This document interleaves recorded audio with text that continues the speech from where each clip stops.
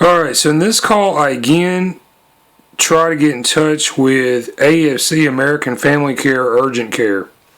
And there appears to be an issue with getting the medical records from AFC into the hands of the Experity people. Experity will not accept my copy of the records. I was told that my records were located and they were going to send them to Experity. So in this call, I am transferred to Salisia Valentine. An interesting discussion takes place here, and then I'm told that I will be contacted on Thursday or before, and that would have been April 7th. I am doing this recording on April 9th. So yeah, I never got this call from American Family Care Urgent Care either. Thank you for calling the corporate office of American Family Care. If you have concerns regarding a recent visit to American Family Care and wish to speak with a patient advocate, press 2 for voicemail system. Greetings. You have reached Tori's patient advocate here at American Family Care corporate office. I am either out of office or helping another patient. Please leave your name, number, and a brief message, and I'll be sure to return your call. Thank you. Is out of the office. No messages may be taken for this mailbox. It is full. Thank you for calling the corporate office of American Family Care. Salisia Valentine speaking. I got you covered. So tell me what's happening. Okay, she didn't explain the situation. What she asked me is if we had a provider by that name that's in your record. Yes, ma'am. And what I think happened is we don't necessarily have that provider that works for AFC, but I think what happened was that was the radiologist that read the x-ray. It's like this. In 2019, I went to AFC Parkway East's Roebuck, Birmingham, Alabama. I had complained, felt like my neck or my skull was broken, and I went to American Family Care, and I saw Nurse Kimberly Kelly, and then I had this X-ray scan done. So the X-ray was looked at by this doctor, Anna Maria Echenique, and she had a phone number that appeared below her name. I called that number. It went to Experity Radiology. All right. So anyways, so I had the X-ray done, and I got the report back. I got the pictures, and in the report it said I had no injuries. But yeah, I'm sitting there, and I know I got a real serious injury.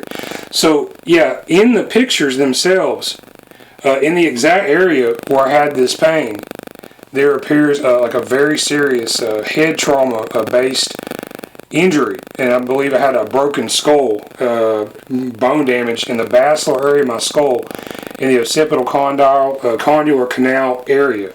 So the issue is, subsequently I've been to many doctors and hospitals, and yeah, I had a real serious injury. But yeah, I wanted to contact American Family Care to see if it's possible. And so what happened was, because AFC, American Family Care, and this doctor said I had no injuries, when I went around a neurologist and orthopedic referral from this AFC visit, and because the X-ray was misread, I believe that this, the misdiagnosis, this has like followed me around. So yeah, I can't get proper treatment, and I need that original X-ray to be reanalyzed and the injury to be acknowledged, please, by some, licensed or applicable person. And I paid $175 to AFC, and I think that I deserve a correct diagnosis for this. So that's the reason for my call. So let me just rewind. So we saw you in 2019, and yes, since this time, you have had some significant issues due to allegedly a misfracture of the skull. Now, when you went and saw the neurologist, did they confirm that you had a fracture of the skull? The neurologist, this is the issue. You guys are the doctors. I mean, I just need to have the X-ray re-examined. you can't access, if you referred me to that neurologist, you can't access those records, those aren't on file to you? So what I can do is I can reach out to Teleradiology and request a second read Yes, ma'am. of the x-ray, and then from that point, we can go from there. Yeah, I had problems with the neurologist referral because, I paid $300 cash for this visit.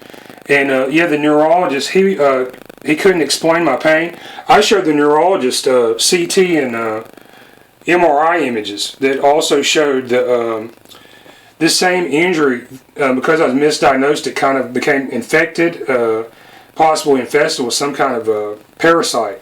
So the injury got worse over time, and you can see the evidence of the injury as it got worse and worse and worse. I almost died from this.